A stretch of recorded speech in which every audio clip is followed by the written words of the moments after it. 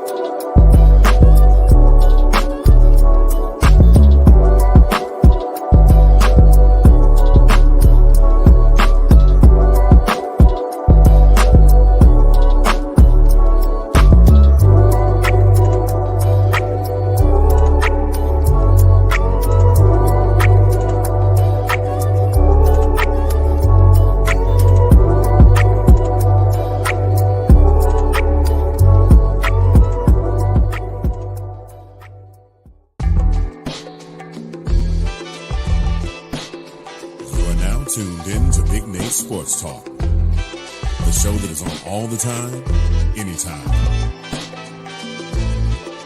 And now, ladies and gentlemen, the next big thing, the latest up-and-coming sports journalist, your host, Nathan Snell. Thank you, Mr. Anthony Handy, for that wonderful introduction, as always. I do actually need to reach out to Anthony. I need to have that updated as soon as possible. But no, thank you as always, Anthony. Appreciate you. Ladies and gentlemen, this is your host, Nathan Snell, the Big Nate Sports Talk Podcast. This is episode number 373. And in this episode, I have a very special guest. Brendan Potts cannot join us this evening, but he will join us tomorrow, which is Tuesday, in another episode. Before we get into that, there's a few things I want to say up front. I know it's been a couple days since you last saw some content. First, I would like to think that we've reached 400 subscribers on the YouTube channel. Thank you for the support you're giving me and this channel. Please continue to like, comment, and subscribe. The Washington Mystics are on a 2-game win streak, and we will be doing a 1-month check-in. Please also follow me on marylandsportsblog.com for more Mystic content. This will be my 3rd season covering the Washington Mystics. And painfully, we're in week 6 of the WNBA. We have seen a lot of basketball and some other discourse that, let's just say, is extremely draining. I'll just say that. But you'll be tuning for all the other content. But ladies and gentlemen, I have a very special guest joining me on the podcast. Ladies and gentlemen, I would like to give a warm welcome to Meghan Hall. Meghan, good evening. How are you doing? Welcome to Big Nate Sports Talk Podcast. I'm doing great. Thanks for having me. And that was quite an introduction. I don't think I was prepared for that, but yeah, I'll take it. Thank you. Ladies and gentlemen, Meghan Hall. Meghan, please tell the people a little bit about yourself. I work for USA Today. I work for a site called For the Win, which is essentially like what you're thinking out loud. If you're a fan, we probably have your angle. We also try to do, I guess, a little bit of explaining. We like to think of ourselves as the explainers of the internet. So if you're searching for something, you want to know about something, 9 times out of 10, we probably wrote about it. So that, that's probably us in a nutshell. I've been with For the Win now almost a year, so it'll be a year in September. And I've been in sports, I would say probably, full-time almost a year, and then probably about a year and a half of that was freelance, to 2 years, somewhere in that range while I was working a full-time job. So not new to sports at all. Have been around sports, grew up around sports. I'm from Texas originally, so it's in my blood. If I'm not watching sports, something is wrong. I love it. And that actually transitions into, where did your passion of wanting to be a journalist come from? The funny thing is I am a storyteller by nature. So I had a whole marketing career before I even got into sports. And that was full of telling stories. But I always knew that I hadn't quite gotten there where I needed to be, where I felt fulfilled.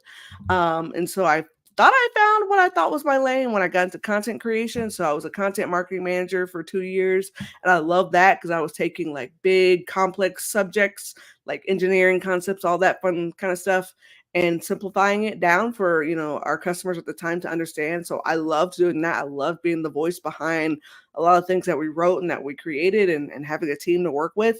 But when I stopped feeling fulfilled in my job, I realized I had to go somewhere else. And I did a lot of work with a career coach of mine, and she's the one who really kind of like, let me say it like this. It feels like walking in the dark your whole life when someone says, hey, the light's over here. So she started asking me, she's like, well, hey, if you're not feeling fulfilled in work, like, what is keeping you happy? And I'm like, well, I've been writing and podcasting on the side.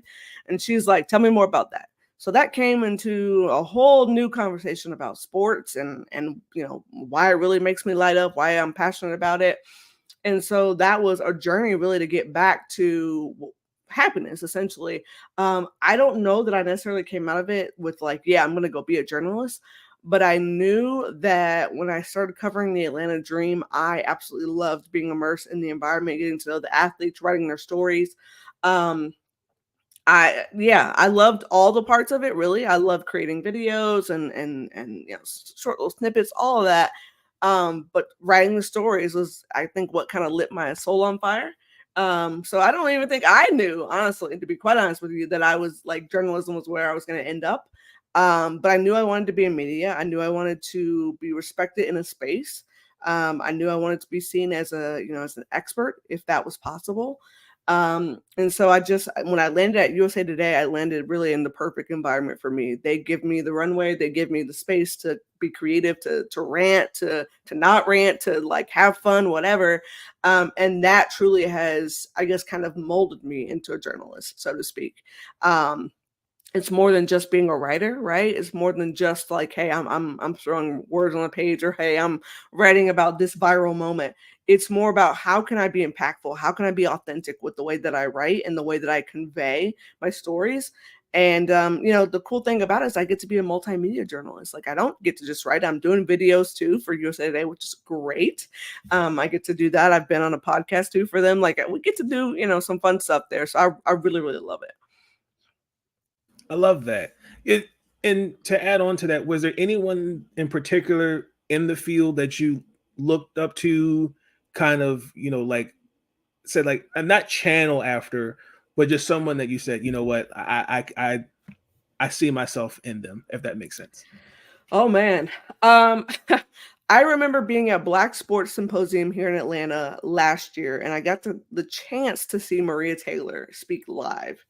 And I'm a huge Maria Taylor fan. So a lot of people don't know, like, yes, I'm known for my basketball knowledge, but I'm actually a football fan first at heart. And so Sunday night football is like a tradition, and growing up and in my house now with my husband and I. And I loved watching Maria Taylor, just the way that she like carries herself, the way that she explains things. Just loved her free flow. And so getting to hear her talk just changed my whole thought process on if I could do this or not. I remember hearing her say that she was putting herself into rooms that she didn't even know that she belonged in, really. Like, she knew she wanted to get to football, but that wasn't necessarily a linear line. Like, she just wasn't going to step right into football. So she was doing soccer, she was doing lacrosse, she was doing whatever she could to get through the door, right? So that when people walked in, they immediately know, oh, this is a subject matter expert. So that to me told me, okay, well, shoot, I don't necessarily have to have a linear path to get in. I can jungle gym it if I need to.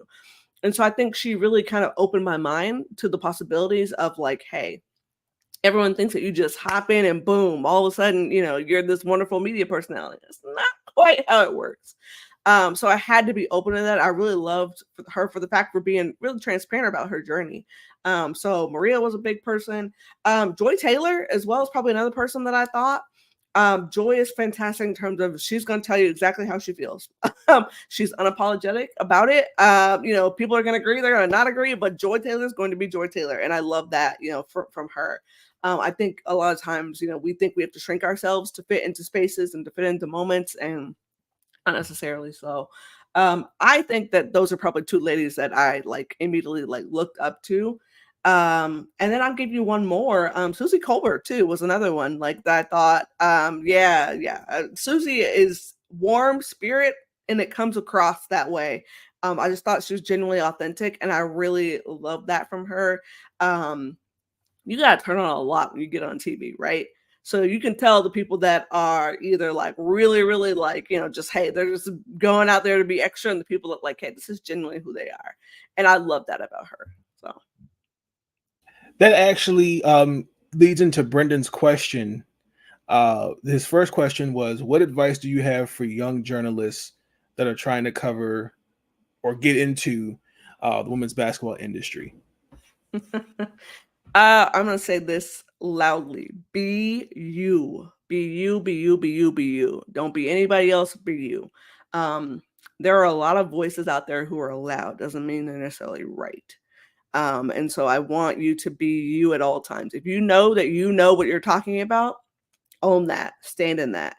I would also say that like it's okay to take the angles that aren't conventional, right? The angles that aren't just straight up newsers. I think that's one of the things that I appreciate about working at USA Today is that, hey, I can, if I want to take the funny angle, I can.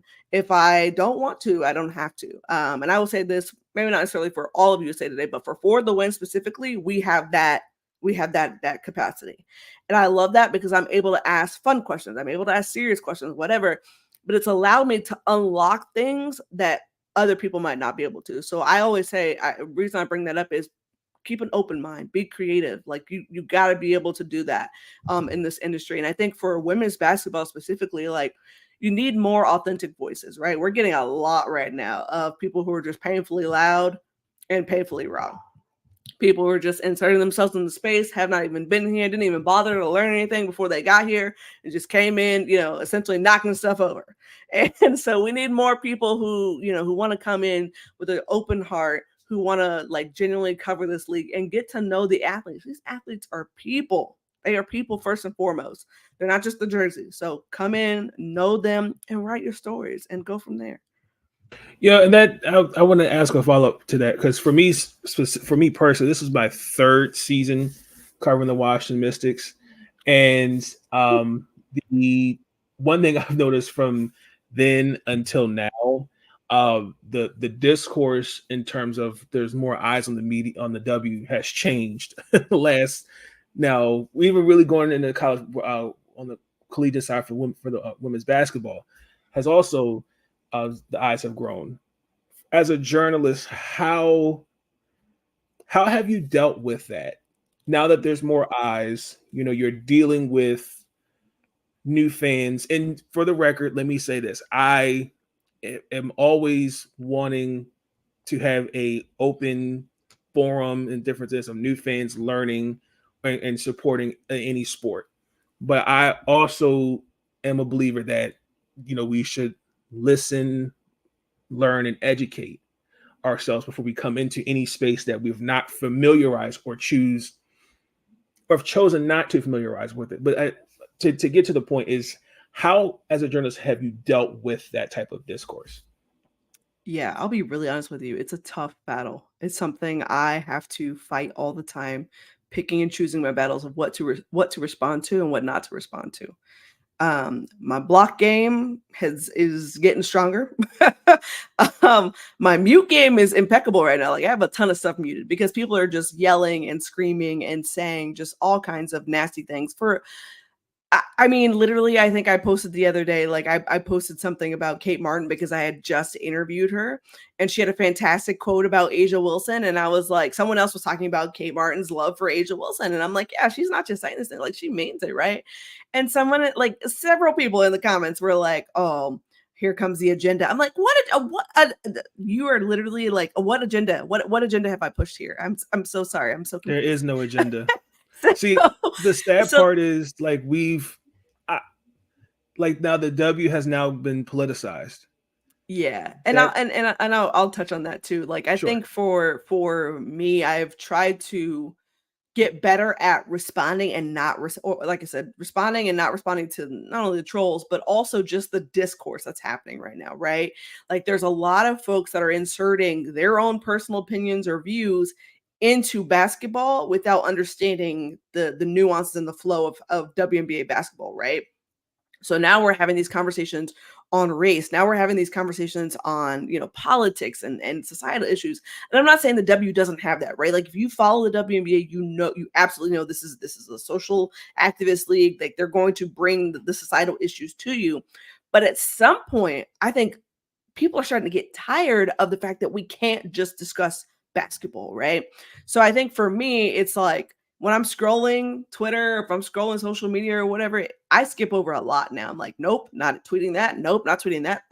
Like, nope, I'm not giving any thoughts on that because I don't want to give fire and credence to the people who are literally here for the clicks and the giggles, so to speak, right? So I think that is where I'm at. And really and truly, I think you brought it up, but this started like college basketball season, right? Like, if you could talk about, I don't know, probably 2023, right? Angel Reese and Caitlin Clark, the national championship, like it's been on and popping since then. And you knew the storylines were going to happen right at some point because you have Caitlin Clark, who is a phenomenal player, but of course, if you don't sing her praises, if you dare to be objective, which is what we are paid to do, right? Be objective on a player, then you're met with vitriol. You're met with your hater. You're met with, you're racist against this woman. And that is just so wild to me that we just completely go, just completely other spectrum. And so now it's been a delicate balance of who do we give fire to, right? Who do we give credence to? And I think one of the conversations I've had recently with my staff is I want to highlight and amplify more voices who have been here in the sport, who have been here talking about it, right? Like the Monica McNutts of the world, the Andrea Carters of the world, the Chanays, the Elle Duncans, like that's the LaChina Robinsons, like those are Carolyn Peck. I could keep going, but those are the folks who I really want to amplify because they're approaching this from a clean perspective, so to speak. Like there isn't an agenda there.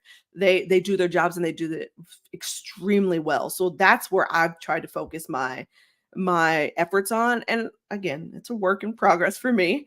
I would be lying if I said I didn't have my media friends like texting me like, hey Meg, you don't have to respond to folks, right? Or like, hey Meg, you can skip over that, right? Like don't get into to that with the folks. So that's something new. Like I'm like I said, I'm still less than a year into being media full time, and sometimes I think it is hard to, especially for new media folks, it can be hard, and really maybe even season 2, but at some point we were all fans, right? And at some point we all got into this to not only be in media, but to inject our personality into it. So when people start coming in for you, you're like, hold on, wait a minute, you don't even know me. So your personality is coming out, in this discourse. So it's like, you know what, we got to find the proper balance. And I think the best thing to do is, again, amplifying the voices that have been here. If someone is just doing some phenomenal work, journalists, media personalities, whatever, those are the folks you want to lift up. First of all, certainly I agree, and that's why I did the other night where I shouted you out on Twitter. Even though you covered the dream, you amplify your work for the rest of the league too. There's a lot of stuff that I learned this year, learning from you. So it's like little things like that matters. And I'll speak for myself. I am also learning to be better when it comes to engaging with folks. Like I put out a tweet about the New York Liberty because some people over the weekend celebrated like they won the championship. Yeah. And I'm like, okay, because we all know Vegas is a wounded animal right now. So everybody's getting their licks. Mm-hmm. But like if they win the championship and they come back stronger, you got to give them their respect. Right. But yeah. I think there's, like you said, it's that balance. Not dealing with people like today. I've had to block a few people just because certain things I've seen. For example, Subia Whitaker, Grow the Game.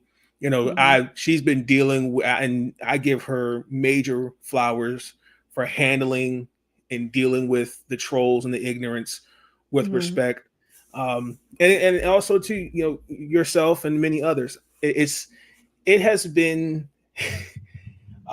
It has been, as you heard my intro, it's been draining emotionally and mentally, because it's just like, damn, like we have to deal with this. Like last year, it felt like it was so simple, and some of it is bigger platforms, that play a role into that. But I mean, you got to think with the growth of the league, it is more eyes, but also more scrutiny, right? Right. And you have a whole list of new fans who came here for one thing and one thing only. Right. And they came to be entertained, and that's it, right? And I'm not saying that's wrong, right? Like we a lot of us watch sports to be entertained, which is great. Right. But there's also comes a point where at some point I would think that you start learning, right? Like if you've never watched a sport before, right? I'll give you a perfect example, the Olympics. We have a whole bunch of folks who are going to start watching stuff who have never even watched the sport. There is Olympic breakdancing this year. And I didn't even know that until today. Literally today, I learned. I was today years old when I learned that there's going to be breakdancing at the Olympics, Olympic breakdancing. But my point being is you have all these folks who are going to come to the Olympics, right? They've never watched a moment of some Olympic sport, right? They're coming to be entertained. They're coming to watch USA win or whatever country it is that they're rooting for win. But at some point, if you've been watching them over the Olympics, you can't tell me you didn't walk away with a name, right? Somebody who stood out to you or you remembered a moment or something. And that's the biggest thing where it is right now. It's like people are choosing to be willfully obtuse about what's going on because the entertainment is way more easier, right? It's way easier for me to just come in and be entertained than for me to actually look up things than for me to actually research and that sort of thing. And I get it. I totally get it. Like if I was new to this, I'd be like, whoa, like this is so cool. But for me, I'm going to speak for me personally. And I share this story all the time. When I got introduced to the W, like actually sat down and watched the W was when I covered the Atlanta Dream. Obviously I knew about the W. I'd been watching games here or there over the years. I could tell you players. I could tell you, who won certain championships, that sort of thing. But when I say that I actually sat down and absorbed multiple games at a time when I was covering the Dream last year, my first thought was not like, okay, great, I'm just here to be entertained. Not only was I coming there as a journalist, but I was coming there to learn, right? Like I sat down, I absorbed, I asked people questions. Like God bless Mark Schindler. If you know Mark, if you follow Mark, I might have asked Mark, I don't know, a million questions, it feels like. And he was always such a kind soul. Such a kind soul. And I appreciated him for that because he never made me feel, like I didn't belong. He never made me feel like I was asking questions that were, that I should know the answers to, so to speak. And you need to help the new folks feel that way. But you can't, in my opinion, you can't come in and just say, oh, well, the league is this. Oh, well, the league is that. And it's this, this, and this. And I think that's what we're running into right now is that, and I said this yesterday in the space, is that the reason why the discourse is so unhinged is because people never valued the product in the first place. Yeah, and if you don't if you don't value the product in the first place, well, I mean, your opinions are going to be all over the place, right? Like if you didn't stop to actually value the product, actually observe, learn, I don't know, perpetuate the WNBA, like help grow the WNBA. Yeah, like of course your opinions are going to be all over the place. So it doesn't shock me, but I will say it's disheartening. And to your point, it's very draining as a journalist, watching people spew things at players, watching people spew things in general, watching people, I don't know, call people classless, call people, slurs and punks and whatever else. And they're jealous and everything. We don't say these things about other leagues. Like Draymond Green literally punched a teammate. And you know what how people reacted? They said he needed. Wow, Draymond punched a teammate, and they knew that was how Draymond rolled, right? Right. But there wasn't a oh well, he needs to be suspended from folks. Like that, people were here for the chaos. They were absolutely here for the chaos. Like they were thriving on that. There was very few people that were like pearl clutching or like, oh my God, what is this? So why we feel the need to do that with women because they're competitive and because they have some spice to them is always beyond me. And I feel like if you watch sports, you watch any sports. We watch as a country. People play baseball. People play football. Other sports. Football, literally, they get paid to almost take people's heads off their shoulders. That's true. And we don't nearly pearl clutch as much. If there's a serious injury, sure. But like somebody comes through and like level somebody's gonna be like, whoo, that was a hit. And that was literally it. And they go on about their day. Yep. And then to add on to your point, you mentioned Draymond. Even in the same breath, there were players that say he needs help, he needs to seek Right, counseling of and all the other course, things yeah. like that. And then it's like, okay. And then some people kind of spun it and saying, he needs to, like, example, Stephen A. Smith. Okay. Obviously he's the producer, First Take, anything. It's pretty much his way of how he runs the show. There are certain things that people on TV or X or whatever platform, I think, create or try to create false narratives. Like, for then I'll bring another example, Charles Barkley. And I said this Mhm. on a couple episodes a while ago. Like, he's made it clear he's never watched the WNBA, but he will clown other networks for saying this thing or saying that thing. But it's like, well, you used your platform that you say that you've been appreciative working for so many years, and you use it to put down the league and saying y'all are being petty. You girls being paid to Caitlin Clark. No one said, and the funny part is I'm still one person I'm asking to give me a name of who's jealous of her. I just need one name, but that's not happened. And then like, again, we all know the infamous First Take episode where Monica McNutt said respectfully, you should have used your platform 3 years ago to talk about the W. And I just am of the opinion that quick takes are not a conversation. Like, that's just not. Like, I mean, that's great you brought it up, but I would like to get, I would like to hear you have some insightful knowledge, so that's just how I look at it. And then that transitions me into my next question. You look at the journalism today, in my opinion, I think has somewhat changed ethic wise. I wouldn't say journalism has changed. I think with the rise of social media, you're seeing stuff like Barstool putting out random, goofy, ridiculous content. You're seeing others like Matt Leinart, who was a good college quarterback, decent in the NFL. Using his platform to say injury should be suspended, but ethic wise, it's like journalism has changed in a way.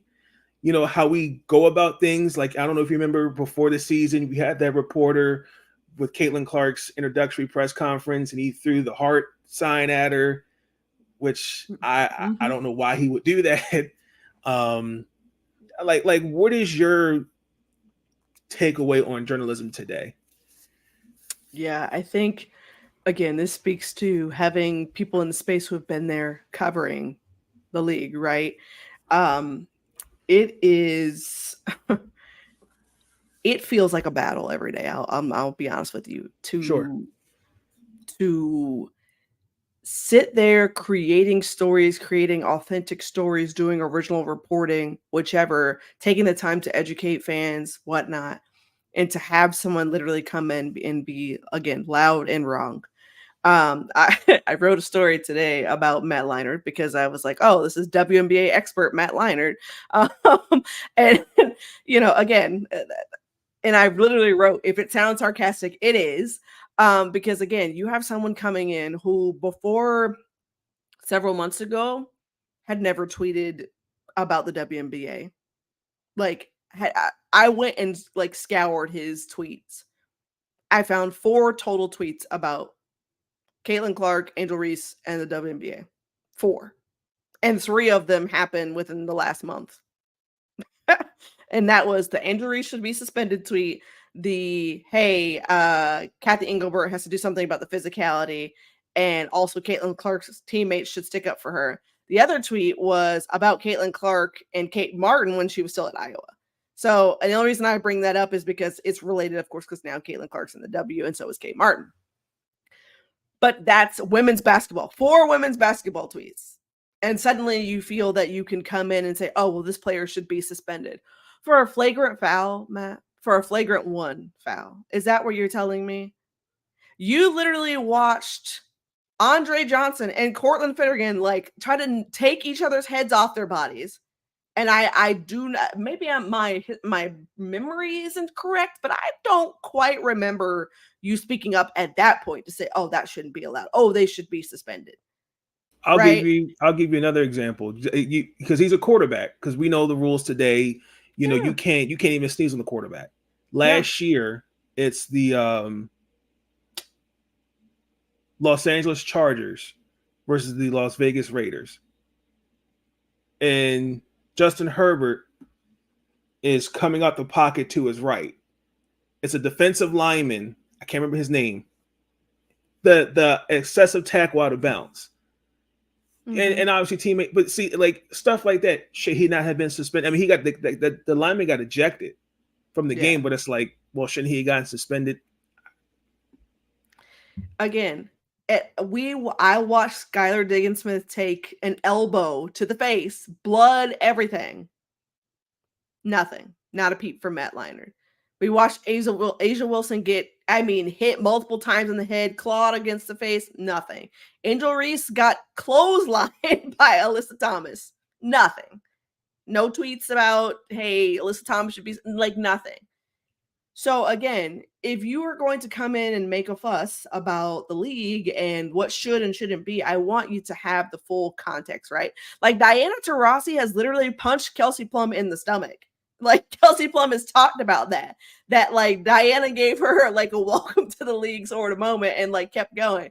I'm not saying that makes it right, but what I'm saying is the incessant just obsession over these, like we have to unpack every foul now because Caitlin took contact when we aren't. Like if you're, I always say keep the same energy. Like if you're going to be upset about that, great. I want you to be out here angrily tweeting about other things. I want you to be calling it out. I want you to be active. If you're going to be here, be active. I need to see how your brain works, right? Because otherwise you've literally just come here to comment on what you think is the viral thing at the moment and dip out. And that to me is irresponsible as a media member, right? Like it would be one thing if I'm coming in and I've never watched, I don't know, I'm throwing it out here, but let's say I've never watched cricket, right? It would be one thing for me to come in and say, oh, this guy's terrible. This guy needs to go. Like, and I've never watched cricket. I've never commented about cricket. Like people are going to look at me sideways. Like what? Like why?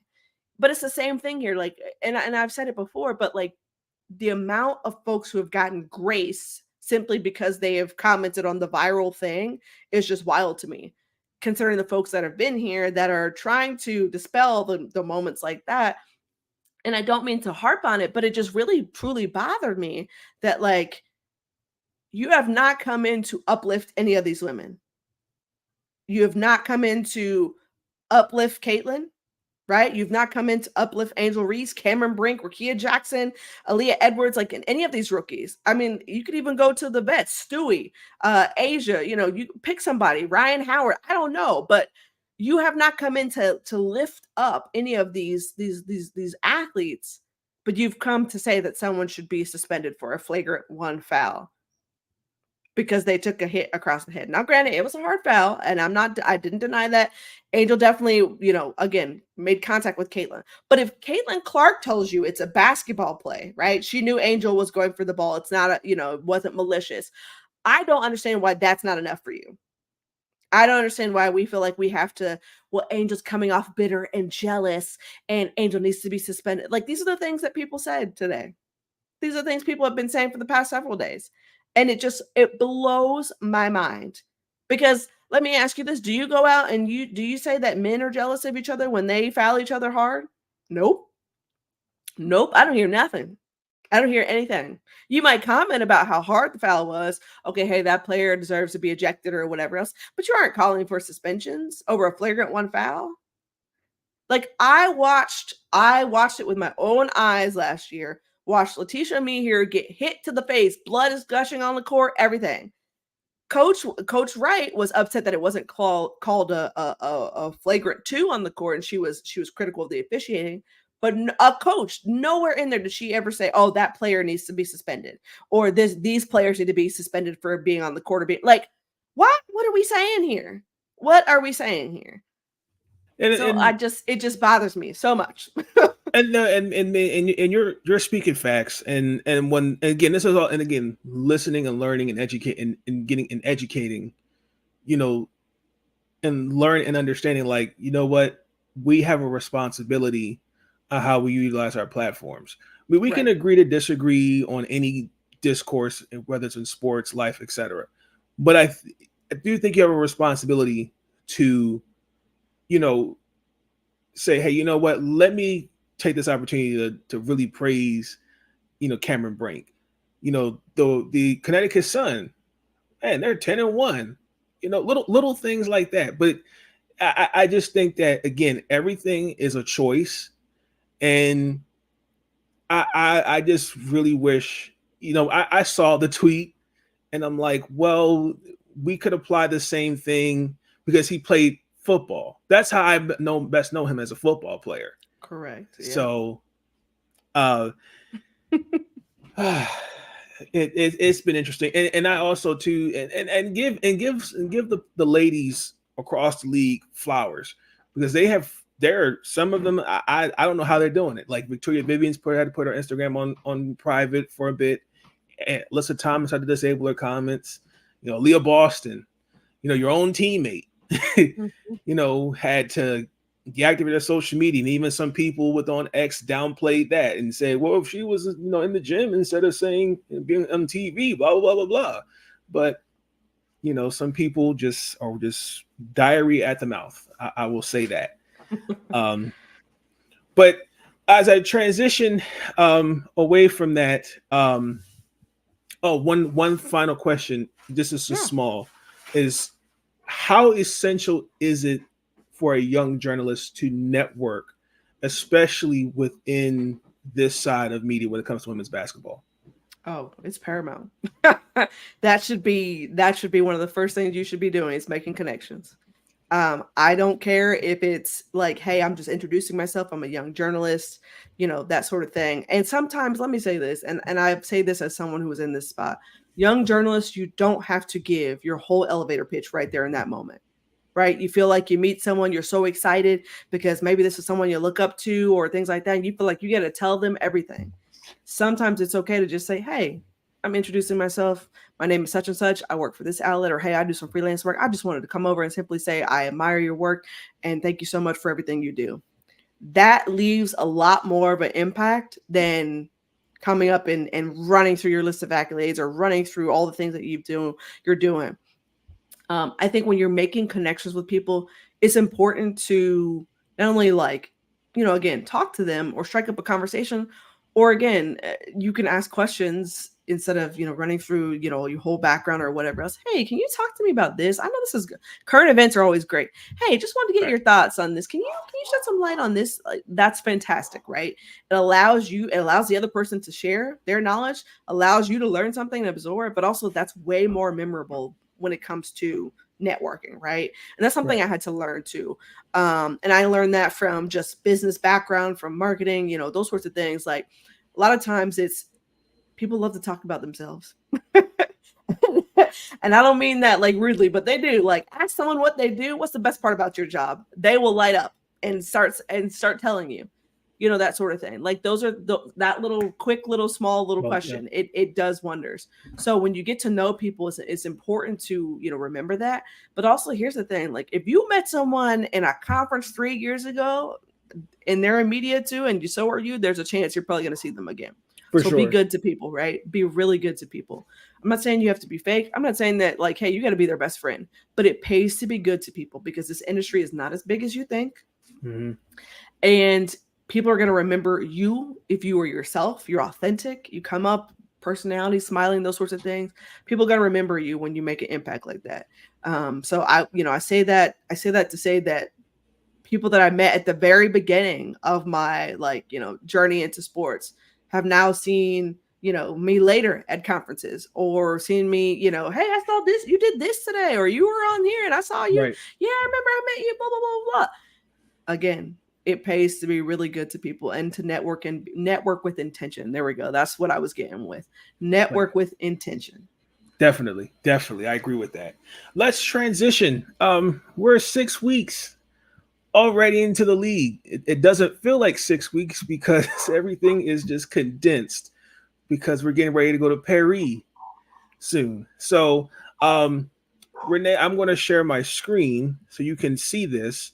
This is the last 2 weeks of the week 5 and week 6 rankings really quick. These were my week 5 rankings. Megan, can you see this? Yep, I can. Okay, so really quick, Connecticut was the number 1 team for me. Washington up until the 2-game win streak. Some of those games were extremely hard to watch, and I mean extremely hard, especially come the fourth quarter, where the cheat switch just turns on. Dallas, that's another team, and really quick, I'm going to compare Dallas to last year's Mystic squad, because when we lost Elena, Ariel, and Kira, that's what Dallas looks like right now. Mm-hmm. Enrique, obviously, as of today, is not playing. It's day-to-day because of an Achilles. We know Natasha should be back by June 1st. And Satu is not coming back till August. Like, it's Tierra McCowan and friends at the moment. Like, I mean, Clowney Brown, I think, is having a great season. It's just, this is not what most teams would expect it to look like the first 6 weeks. Injuries have just been kind of the storyline. Look at Phoenix, Las Vegas, different things like that. But these are this is my rankings for week 6. But I wanted to get your insight on where did you rank these 12 teams for week 6? Yeah, I'll start with I'll go backwards because that's how we do ours too. So actually at the Wings at 12. They're just down bad. They have lost so many games. The injuries are just killer right now. They're missing Enrique, who is day to day with the Achilles soreness. Like, it's bad. It's really bad. So I had Wings. Then I had the Mystics. I gave the Mystics some credit for hauling off and getting back-to-back wins. You knew it was coming, right? Like, they've been very close.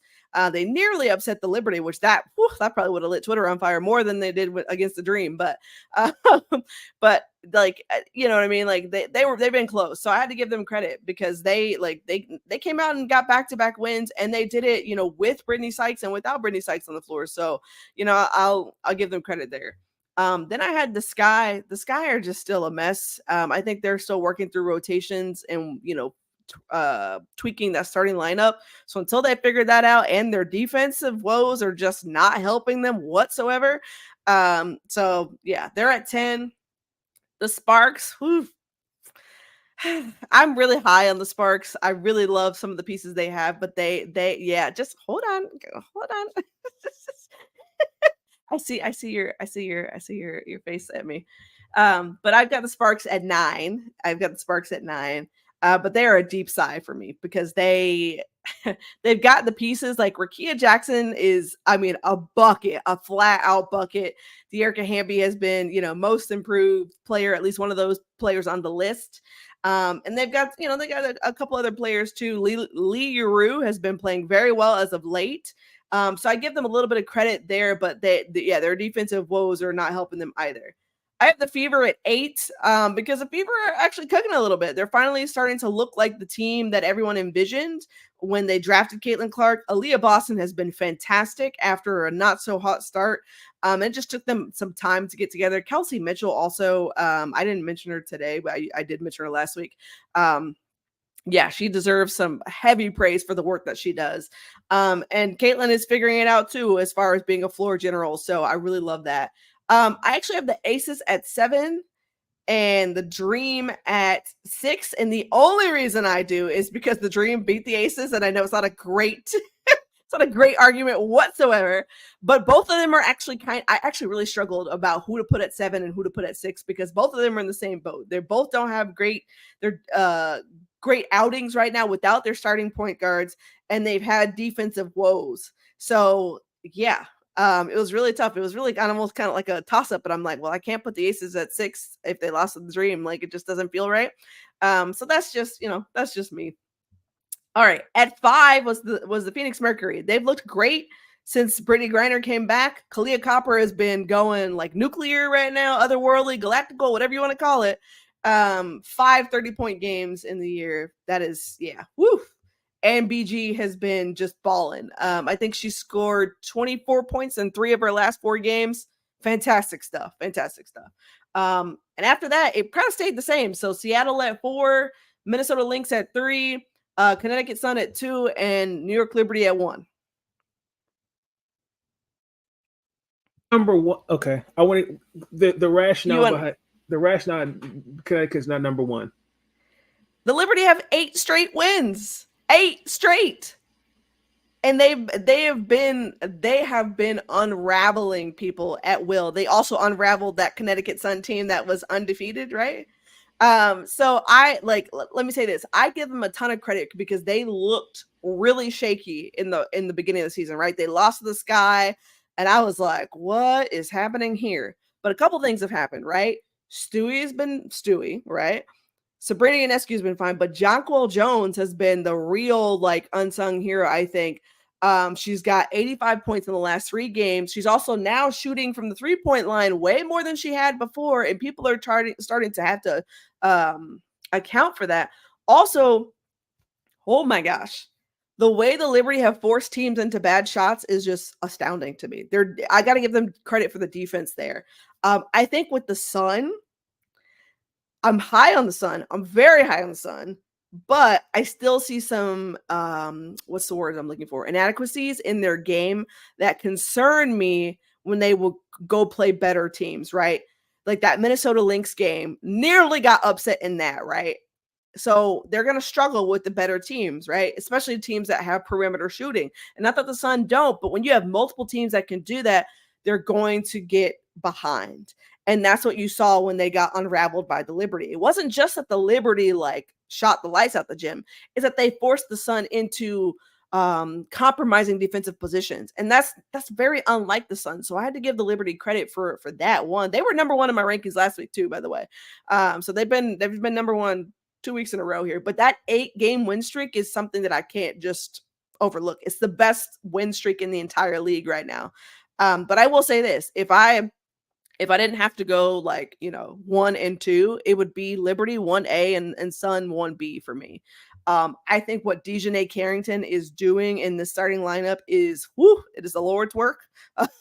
She is just such a force on both sides of the ball. And it's not that she can score at multiple levels, but her energy on defense is just impressive to me. Her knack for the ball, the instincts that she displays when she's she's picking pockets and gone on the other side of the floor, like transition bucket, boop, no problem. She also is very frustrating and sweltering as a defender. And I really love that for her because to come into the starting lineup and look like she's been there for years is not an easy thing to do. Her and Ty Harris have been having a ball this season in that starting lineup. And I think that really helps as well, especially with Bree Jones coming off of injury.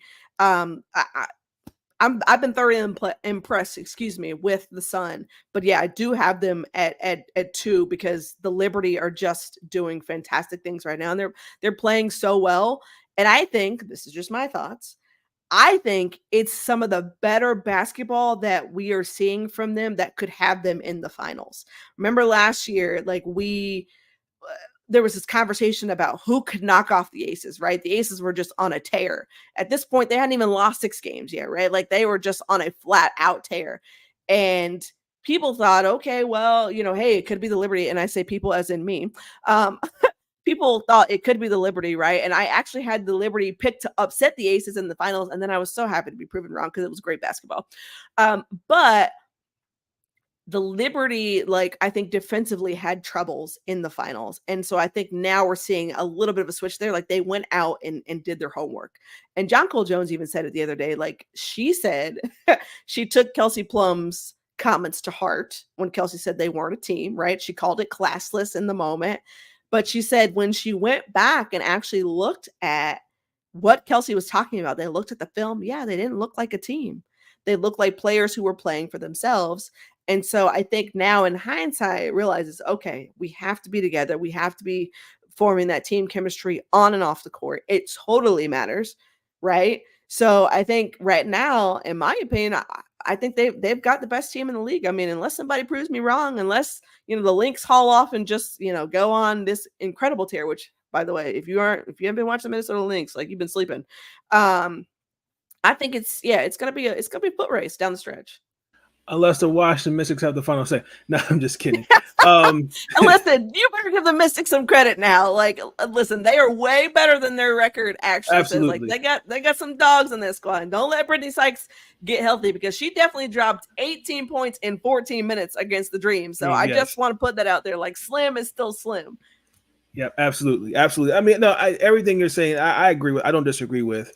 I feel like for the Liberty, I think for me, Jonquel Jones has to be the best player for them. And Stewie's, we all know Stewie's going to be Stewie, but it gives her a Sabrina Ionescu who's having a quiet, great year, in my opinion. Once they get Nair Sabli back, and then Courtney Vandersloot, we got to get her thoughts and prayers, deal with the personal matter.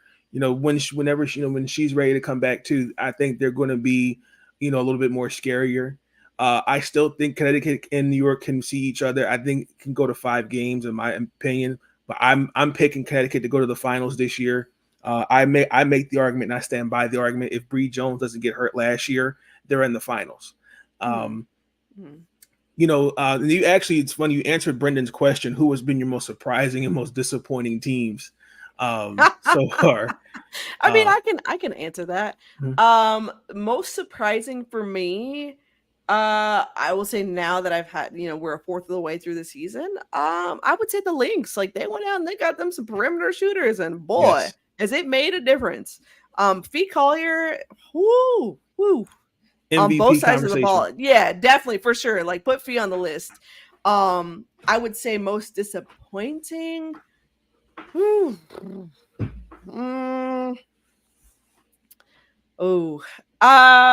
I only say this, I think, because I cover them directly. It's probably going to be the Dream for me. And I think it's not because I think they're playing terribly. It's not that. I think they're underachieving. And I think that's what's the most frustrating part about watching them, is that I know the talent they have on that team. And I've tweeted it out. I've written it out that, like, sometimes it's hard to know who they are from game to game. And that is so concerning to me for a team that has top 4 aspirations, right? Like, that's the things they mentioned in training camp. And so right now, I'm not saying they can't be, but they're going to have to get clicking and quick. And there's other teams who have gone out and really truly added some pieces. Not that the Dream didn't, again, but I'm just saying, gone out, added pieces, and made tremendous leaps. And I feel like the Dream are right back in that same spot they were last year, where fans felt frustrated. They were not playing well. First game I ever covered for them was a 30-point blowout loss to New York Liberty. And fun times. First WNBA game was a blowout loss to New York Liberty, and coach gave a viral soundbite in that post game press. It was great. It was great. It's welcome to the W. But my point being is that, like, right after that, shortly after that, they rattled off 7 wins, so you knew what they could do, right? Yes. Like, they were clicking, and that's I think that's the frustrating part about them, is that, like, that, like, Ryan Howard, generational talent, Alicia Gray, phenomenally, criminally underrated talent, right? Cheyenne Parker-Tyus as well.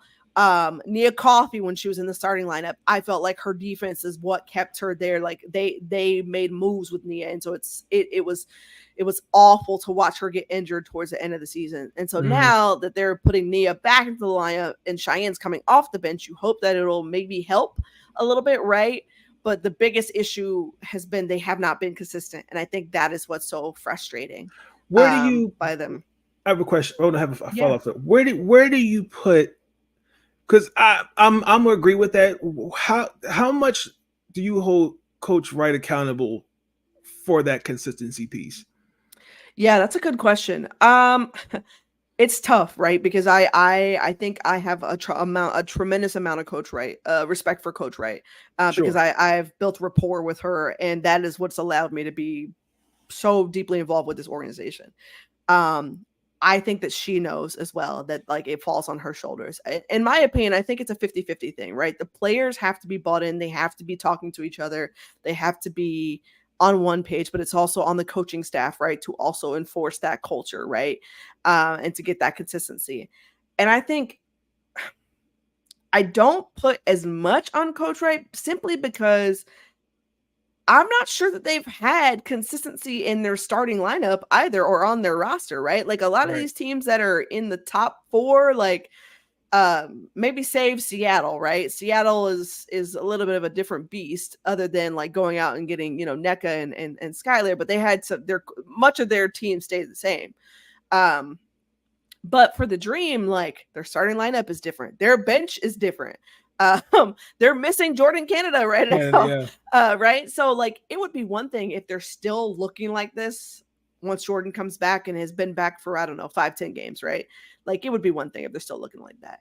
Then I might put a little bit more of the onus on Coach Wright. But for me right now, it feels a little bit of 50-50. It feels like, hey, we've seen what this team can do when they play with heart, when they play with intensity, when they don't take 1,000 outside jump shots, when they get inside the paint, when they drive downhill, when they flow through Ryan, when they flow through Leash, like whatever the game adjustment has to be, we've seen that from them, right? But I think it's also, you also see the youth on this team too. And I think that's what gets lost in the conversation is, and I get it, Atlanta Dream fans are some of the most passionate fans I've ever come across. And I know they're ready, right? They are bursting at the seams for this team to go. But this is what Tanisha's year 3, Ryan's year 3, like, and really 2 1/4. Like, so you're asking for, and I'm not saying that what they're asking for is impossible, but you're asking for things to happen right now. It's got to go. It's got to go. And I think that's a bit unfair, right? It's a little bit unfair to me. Now, do I think that this team could make the playoffs and actually win a playoff game, maybe even a series? Yep, I absolutely do. I think that they're fully capable of that. But that takes some beautiful ball movement. It takes trusting each other. It takes being smart with the basketball. It takes adjusting to what the defense gives you. And I think they've also got to have, what's the word I'm looking for? Mental fortitude to not get rattled when things aren't going their way, right? And I think that's the good teams. They hang in there. They hang tough when things are going sideways, when the sky is falling, right? Your shots aren't falling, turnovers are happening, like all kinds of things, right? Kind of like Washington. Right. Good teams, they fight through that, right? So I think that's where the Dream are right now. It's a little bit of both. Tanisha's growing as a coach, right? And the team is still growing and learning each other as well. So I think fans got to have some grace for that. That's probably not the answer most folks want to hear, right? They're going to tell me I don't know what I'm talking about or whatever else. But I think that is my objective opinion in watching and covering this team, right? Like I in anything I do when I'm covering a team, writing about something, I most certainly try to take my fan lens off. I put it on for certain things, right? When I'm trying to gauge for fans and how they might react and, what the pulse I'm seeing is online. But when it comes to covering the team, I'm going to be objective, right? Like I think, and like, it's something that you probably see me tweet it out, but I always tell people, I'm like, we can be critical of folks, right? Without getting like outlandish. That's true. on players, on coaches, on whoever, and say like, hey, the team is underachieving, or hey, things aren't great here in this department, that sort of thing. Without being again, just off the wall. No, most definitely. I definitely agree with that. And Atlanta, I think will be fine. Once they get Jordan Canada, I think not having Jordan there definitely plays a role. And again, it goes back to what I said earlier, the injuries. If you had a healthy Jordan Canada at the start of the season, things look different for Atlanta. Same thing in Dallas with Natasha Howard and Satu. Washington not having Shakira healthy. The Slim, Aces too. If they have Chelsea Gray, this is probably a whole different conversation. Exactly. So, and I think maybe by All-Star break, I think we'll see things kind of realign a little bit. So, I don't disagree with your Week 6 rankings. Having Washington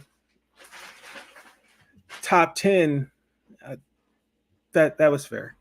That's fair. That's fair. I mean, listen, I gotta give the Mystics some credit, man. Like they, I talked to Kareem Copeland from the Post, yes, who covers the Mystics, and he was here, when they played the Dream, and I asked him, I'm like, hey man, I'm like, what's the vibe like in the locker room right now? Because like, I'm not winning games. Like, is it like, are they cool? Like, what's going on? Right. And he's like, no, he's like, actually, everybody's in good spirits. Like, they know they're close. They know that, they got good pieces. Like, they're continuing to work. Like, nobody is hanging their head. So I thought that was really good on the Mystics, right? Like, that's got to be tough. I know they hear the chatter. I know they see the things that people say. I know they feel it. I know they got to be disappointed. You know what I'm saying? Like, when you're not winning. Yeah. So for them to haul off and put together 2 back-to-back wins, given the fact that there's no EDD walking through that door, Chrissy Tolliver's gone. Shakir has been in and out with the injuries. Slim has been in and out with the injury. Like, it's a lot going on there. So yeah, like I think I got to give the Mystics some credit for that. Absolutely. And the last final question as we're getting ready to wrap it up here. What is your why? That's a good question. I've been thinking about this for a while. And you know what? I don't know why I'm getting emotional about it. I'm trying not to cry. I just want people to know their dreams are possible. When I made the decision to switch careers, I was terrified, completely terrified. But I told myself I would be more terrified if I didn't try. It's fine if I fail. At least I would have tried. And something I tell people all the time is be terrified, but be brave. Be so brave. Be so brave. Your dreams are 100% possible. If you want to make a career left, a career right, you want a jungle gym or whatever, you have the power to create your own story. And I think for me, that's my why. Like, I get up every single day knowing that I bet on myself and no one could take that away from me. I think that is one of the most beautiful things I could have ever done for myself. I've spent much of my life giving to other people, giving to other companies, putting a lot of folks before myself. So it was a strange, very, very strange space to be in, to actually choose me. But when I chose me, like, it's the happiest I've ever been in my life. I'm so much more free to be my authentic self for my family, for my friends, for my job, simply because I said, hey, Meg, you deserve this. You deserve to be happy. You deserve to be fulfilled. Gosh, I'm talking. so sorry. There, yeah. I apologize. That is extremely, extremely powerful. We all have a purpose in life. Whether we, and we're all put on this earth to do some good. And I apologize if I made you emotional with that question. No, you're all good. You're all good. I think I'll speak for myself.